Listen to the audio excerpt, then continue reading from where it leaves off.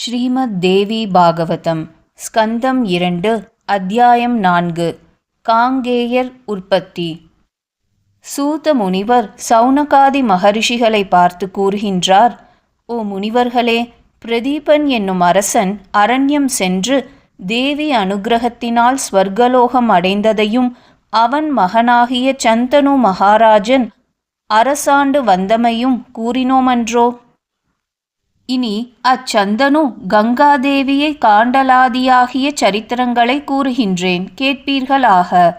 சந்தனு மகாராஜன் செங்கோல் செலுத்தி வரும் நாளில் ஒரு நாள் துஷ்ட மிருக நிவாரணார்த்தம் வேட்டையாடவெண்ணி ஆரண்யம் சென்று புலி, கரடி, கட்க மிருகம் முதலிய மிருக பேதங்களையெல்லாம் வேட்டையாடி கங்கா தீர மார்க்கமாய் வரும்பொழுது கங்கையானவள் முன் இவன் தந்தையாருக்கு தோன்றியது போல் பெண்ணுரு கொண்டு உலாவி இருந்தனள்.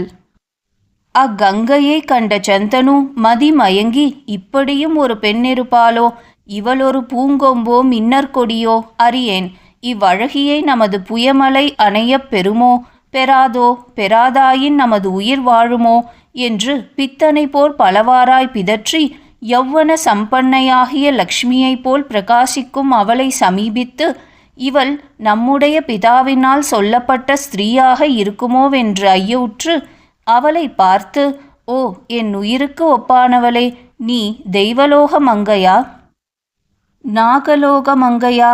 நீ எவ்வுலகத்தில் உள்ளவள்? உன்னுடைய முகவிலாசம் என் கண்ணை கவர்ந்தது, என்னுடைய புயமலையை துளைக்கின்றது. உன்னுடைய பேரழகு என் அறிவை கொள்ளை கொண்டது. உன்னுடைய தொடைகளில் என் மனம் புகுந்தது. எது எவ்வழி சென்றதோ அறியேன் என்று மதியிழந்து நின்றனன். கங்கை அரசன் கூறிய வார்த்தைகளை கேட்டு கோபம் கொள்ளாது, இவன் பிரம்மலோகத்தில் நம்மை கண்டு மோகித்தவன் அல்லவா, அக்காரணத்தால் இவ்வுலகில் அரசனாக வந்திருக்கின்றான் என்று தன்னுள்ளே மகிழ்ச்சியடைந்து அரசனை பார்த்து, ஓ ராஜபுத்திரனே, நீ என்னை பார்த்தவுடன் அறிவு கெட்டு வாயில் வந்தவாறெல்லாம் பிதற்றுகின்றனை.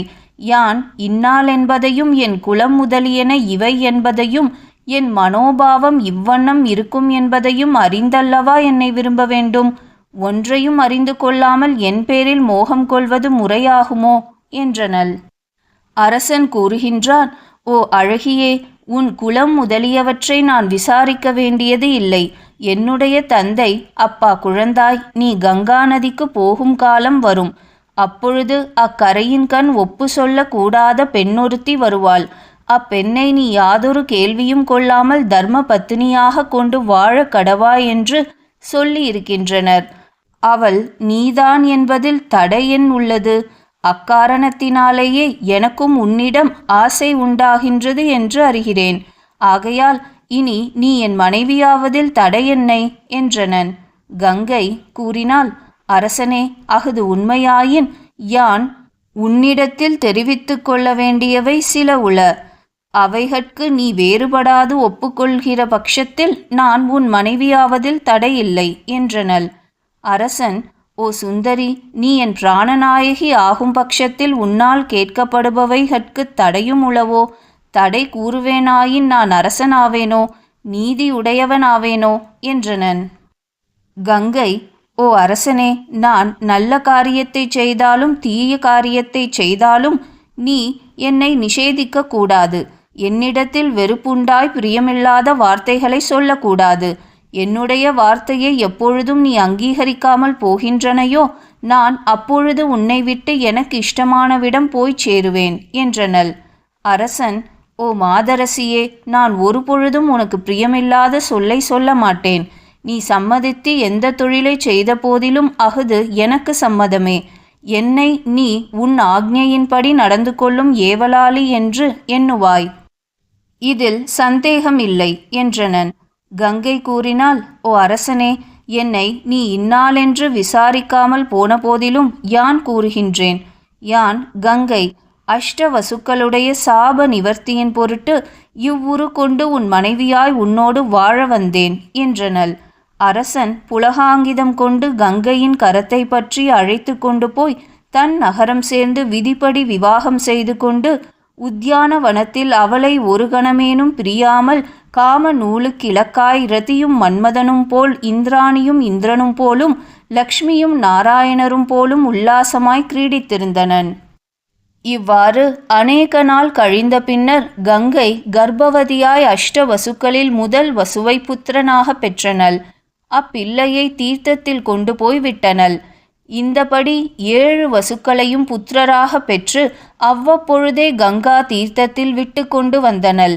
இவ்வண்ணம் புத்திரரெல்லாம் இறந்து வரும்பொழுது சந்தனு ராஜன் அடியில் வருமாறு துக்காகிராந்தனாய் சிந்திக்கலாயினன். நம்முடைய வம்சமானது பூமியில் நீடூழியாய் வளர்ந்து வருவது எப்படி? நாம் இப்பொழுது என்ன செய்கிறது?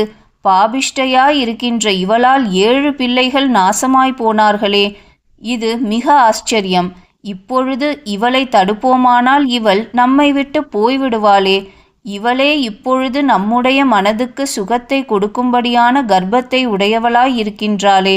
ஆகையால் இக்குழந்தையை முன் குழந்தைகளை செய்தது போல் செய்யாமல் தடுக்க வேண்டும். தடுக்காமல் போவோமானால் இவள் பெரும்பாலும் ஜலத்தில் போட்டு விடுவாள். தடுத்தோமானால் அக்குழந்தை நம்மால் காக்கப்பட்டு பிழைத்திருக்குமோ இறந்து போய்விடுமோ, இது நமக்கு சந்தேகமாயிருக்கின்றது.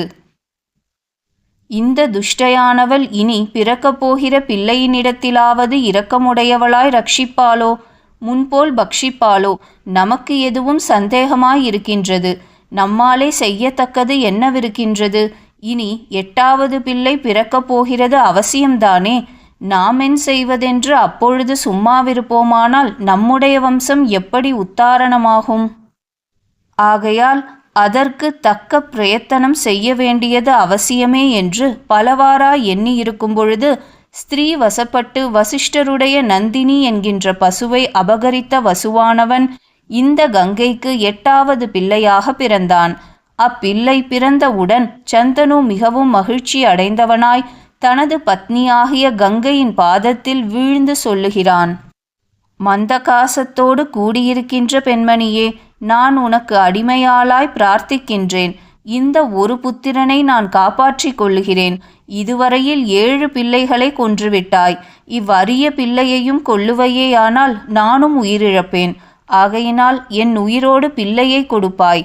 ஓ அழகிய நிதம்பத்தை உடையவளே, 8வதாகிய இந்த குழந்தையையாவது ரட்சிப்பாய். நான் உன் காலில் விழுகிறேன். உனக்கு எவ்வகை பொருள் வேண்டுமோ அவையெல்லாம் அரிய பொருளாய் இருந்த போதிலும் நான் கொண்டு வந்து இப்பொழுதே கொடுக்கிறேன். நீ என்னுடைய வம்சத்தை ரட்சிக்க வேண்டியவள் அல்லவா?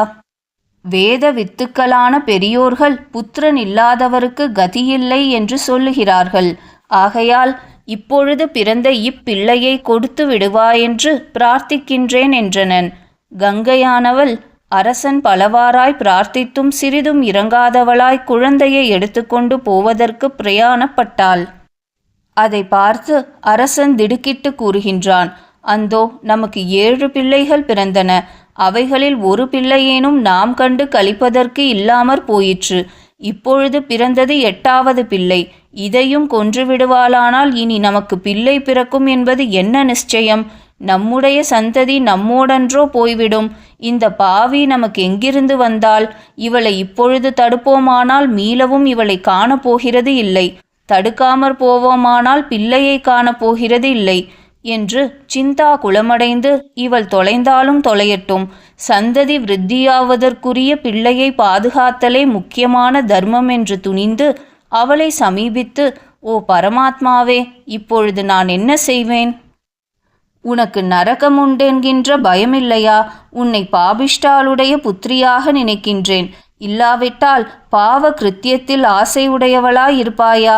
இக்குழந்தையை என்ன செய்ய போகின்றாய்? கங்கையில் விட மனம் எவ்வாறு துணிகின்றது? பிள்ளையை பேயும் வளர்க்கும் என்று உலகினர் கூறுகின்றனரே. நீ அப்பேயினும் இரக்கமென்பது அறியாத ஒரு பெரிய பூதமோ ராட்சசியோ, யாவலோ அறியேன். இவ்வொரு பிள்ளையையாயினும் எனக்கு இருக்கும்படி மனமிறங்கி கொடுப்பாய்.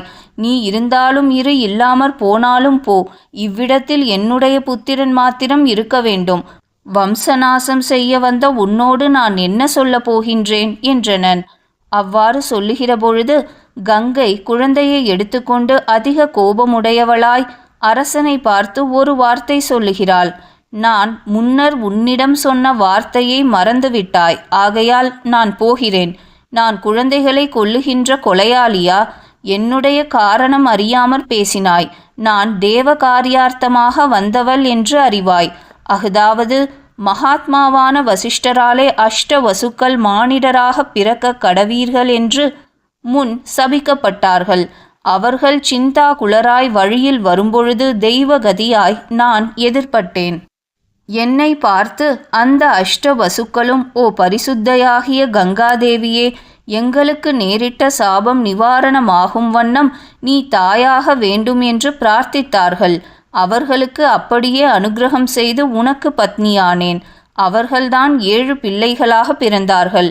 அவர்கள் அப்பொழுது வேண்டியபடியே தீர்த்தத்தில் கொண்டு போய்விட்டு சாப விமோச்சனம் செய்வித்தேன். கையில் இருக்கின்ற இவன் 8வது வசு.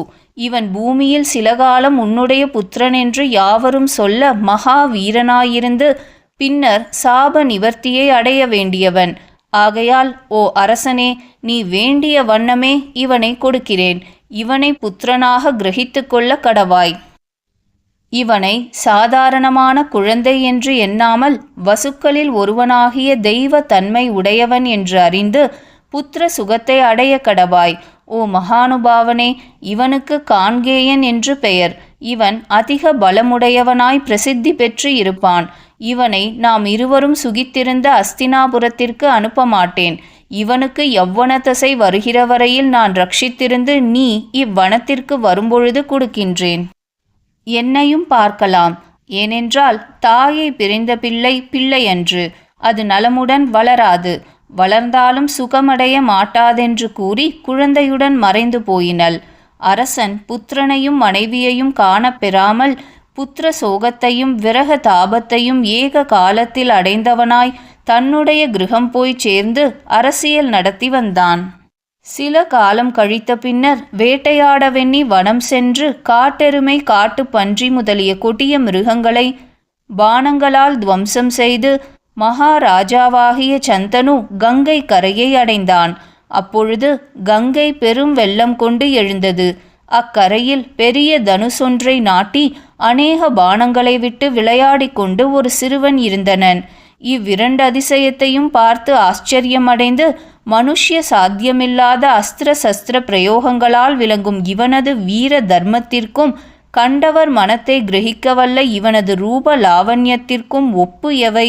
இவன் கங்கையின் கர்ப்ப சம்பவனாகிய நமது குமாரனாய் இருக்க வேண்டும், அன்றி வேறெந்த வீரனுடைய குமாரனோவென்று ஐயுற்று அவன் சமீபத்தில் சென்று நீ யாருடைய குமாரன் என்று கேட்டனன். அவன் பானங்களை விட்டு விளையாடி கொண்டிருந்தனனே அன்றி இவன் கேட்ட கேள்விக்கு விடை தந்தவனும் அன்று, இவனை லட்சியம் செய்து பார்த்தவனும் அன்று. சில நேரம் விளையாடி கொண்டிருந்து கங்கையில் மறைந்து போயினன். போகவும் அரசன் ஆச்சரியமடைந்து இவன் இன்னாருடைய குமாரன் என்று அறிவதற்கு இல்லாமல் போயிற்றே, இவனை எவ்விடத்தில் தேடுவது என்றெண்ணி ஏகாகிர சித்தனாய் கங்கையை நினைத்தனன். கங்கை முன்போல் திவ்ய ரூபத்தோடும் அவன் காண தோன்றினள். அரசன் கண்டு மகிழ்ந்து, ஹே கங்கே, என் குமாரன் எங்கே? எவ்விடத்திற்கு போயினன்? அவனை இப்பொழுது எனக்கு காட்ட வேண்டும் என்ன கங்கை கூறுகின்றாள். ஓ எனது பிராணநாயகனே, உன் மகனை உனக்கு கொடுப்பதில் எனக்கென்ன ஆக்ஷேபம்? உன்னுடைய குமாரன் இதுகாரும் வசிஷ்டரிடத்திலிருந்து சகல வேத சாஸ்திரங்களும் உணர்ந்தான். இவனை பிரகஸ்பதி எப்படியோ அப்படியே கற்றுணர்ந்தவன் என்று சொல்லலாம். தனுர் வித்தையில் ஜமதக்னியினுடைய குமாரன் எவ்வளவு பண்டிதனோ அவ்வளவு பண்டிதன் என்று இவனை சொல்லலாம். ஆகையால் ஓ ராஜசிரேஷ்டனே, உன்னுடைய வம்சத்திற்கு கீர்த்தியை உண்டு பண்ணி உனக்கு என்றும் அழியாத புகழை கொடுக்கத்தக்கவன் இவனே ஆவன். இவனை இதுவரையில் யான் பாதுகாத்து வந்தேன். இப்பொழுது இதோ உன்னிடம் ஒப்புவித்து விட்டேன். நீர் பெற்றுக்கொள்ளும் என்று காங்கேயரை கொடுத்து, இனி நீர் உம்முடைய நகரத்தை அடைந்து புத்திரனோடு சுகமாய் வாழ்ந்திருமென்று வாழ்த்தி மறைந்து போயினள். பின்னர் அரசன் சகல வித்யாபாரங்கதனாய் அதிபரிசுத்தனாய் மகா வீரனாய் பிரகாசிக்கும் அரிய மகனை ஆலிங்கனம் செய்து கொண்டு உச்சி மோந்து பெரு மகிழ்ச்சி அடைந்தவனாய் நான் தன்யனாயினேன் தன்யனாயினேன் என்று கூத்தாடி பிள்ளையை ரதத்தில் ஏற்றிக்கொண்டு அஸ்தினாபுரத்தை அடைந்து ஜோதிடர்களை வரவழைத்து நல்ல சுபமுகூர்த்தம் பார்த்து மந்திரி பிரதானிகளோடு அநேக தேசத்து அரசரெல்லாம் புடைசூழ்ந்திருக்க கங்கா புத்திரனாகிய தன் மகனுக்கு இளவரசு பட்டம் கட்டி மங்களம் கொண்டாடி ஆனந்த கடலில் மூழ்கினன். தர்மாத்மாவாகிய சந்தனு தன் மகன் யுவராஜ்ய பட்டத்துக்கு உரியவனானான். ஆதலால் ராஜ்ய விசாரமற்றும் சகல சத்குண சம்பன்னனாதலால் காமாதி குணவர்ஜிதனாய் மனைவியை மறந்தும் சுகமாய் வாழ்ந்திருந்தனன். ஓ முனிவர்களே, இதுவரையில் வசுக்களுக்கு நேரிட்ட சாப காரணமும் கங்காதேவி சந்தனு மகாராஜாவிற்கு மனைவியாய் வந்த காரணமும் காங்கேயருடைய பிரபாவமும் சொல்லப்பட்டன. இந்த புண்ணியகரமான சரித்திரங்களை எந்த மானிடன் கேட்கிறானோ அவன் சகல பாபத்தினின்றும் விடுபடுகிறான். இதில் சந்தேகமில்லை. நானாவிதமான புண்ணிய சரித்திரங்களை உடையதாயும் பஞ்ச லட்சணமுடையதாயும் வியாசருடைய வாக்கினின்றும் வெளிப்பட்டதாயும் கேட்போருக்கு பாபங்களை போக்கி இக பரலோக சுகானுபவங்களை கொடுப்பதாயும் உள்ள இப்பாகவதத்தை எப்படி வியாசரிடத்தில் கேட்டேனோ அப்படியே சொன்னேனென்று அறிமின்கள்.